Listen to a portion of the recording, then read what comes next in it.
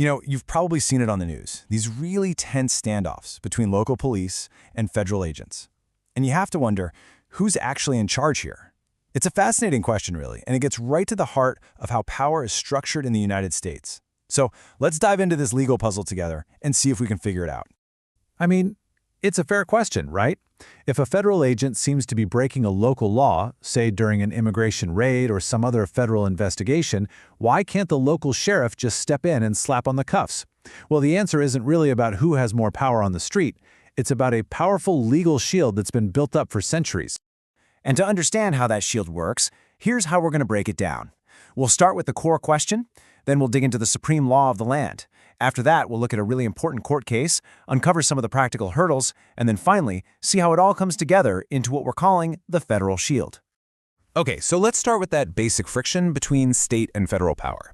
This isn't some new issue. It's actually a modern version of a constitutional debate that's as old as the country itself.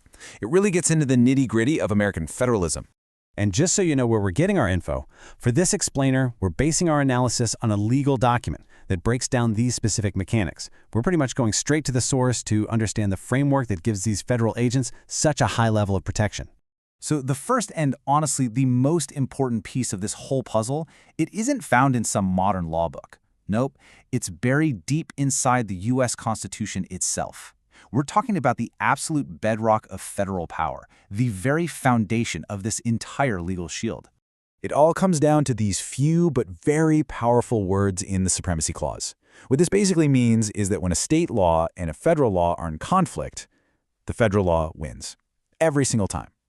It creates this really clear hierarchy, with the Constitution and federal laws sitting right at the very top. And this right here, this is the direct result. It's not just a suggestion, it's an active form of protection for the federal government and its employees when they're on the job. This idea of Supremacy Clause immunity, that's the cornerstone of the whole federal shield. Now, a clause in the Constitution is one thing, but how does it actually work in the real world?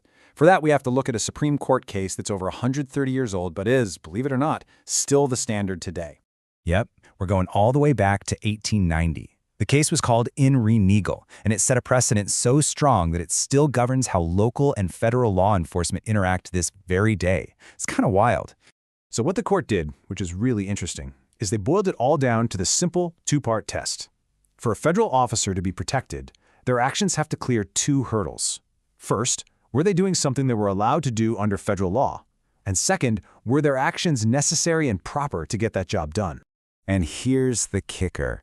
It's that second part. That phrase, necessary and proper, has been interpreted very, very broadly by the courts over the years.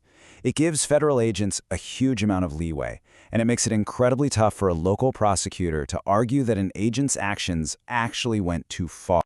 Okay, so we've got the constitutional theory and the historical case law, but what happens on a practical level? I mean, what if a local sheriff just decides to test the shield and arrests a federal agent anyway? Well, this is where the federal government pulls out its own powerful legal tools. The federal government has this ace up its sleeve called a writ of habeas corpus. Now, you might have heard of it being used to challenge if someone's being detained illegally, but here it's used for something else. It allows the federal government to step in and basically say, nope, this isn't a state issue. They can literally pull the entire case out of the state court system and move it into a federal court. This slide really lays out the power play perfectly. So, on one side, a local sheriff makes an arrest, and a state prosecutor files charges. But then, almost immediately, the federal government swoops in and files that writ. And just like that, the whole legal battle moves on to their home turf, a federal court in front of a federal judge. And here's the final blow. That federal judge is going to look at the case using that super broad 130-year-old Nagel standard. If the judge decides the agent's actions were necessary and proper, the state charges are just dismissed. Poof, the case is gone. And that is why local prosecutors are often so hesitant to even start down this road. So, now let's put it all together. As you can see, it's not just one law. It's actually a whole series of interconnected layers that form this incredibly strong legal protection for federal agents. The best way to think about it is like 3 layers of armor. The foundation is the absolute power of the Constitution's supremacy clause. Then, that's reinforced by the historical precedent of the really broad legal standard. And finally, it's all enforced by the practical power of the federal government to just yank any case out of a state court.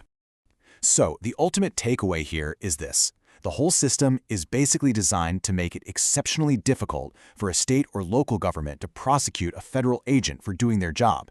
Each layer of that shield just reinforces the others, creating a seriously formidable legal defense. And all of that leaves us with a really critical question for today, doesn't it? This legal framework was set up a long time ago, but it has huge implications for all these modern debates about immigration, law enforcement, and that constant tug-of-war between local communities and the federal government. Understanding this shield doesn't give us the answer, but it definitely shows us exactly what the debate is all about.